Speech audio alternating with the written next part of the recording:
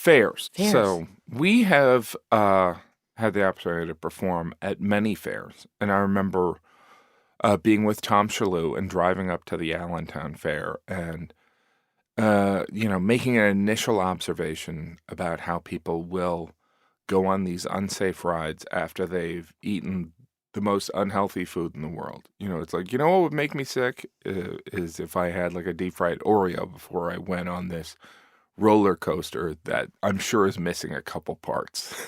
And so But when you're a kid, you don't think about that at all. you don't at all. Because, all those thrill-seeking places, like now, like we'll go to like a nicer amusement park, but you're still seeking the same thrill, like that feeling of like almost dying. Yeah. Like we're all seeking that same thrill. As a kid, you don't realize that at the fairs you are almost dying.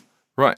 And that was one of the topics that I really couldn't figure out was this notion that no one wants to die, but we love the feeling of almost dying. Right. Which is what we get at amusement parks and fairs. And we should point out, like, the stick of butter joke I think that was like a last-minute change. Yeah, because the stick of butter was part of the setup.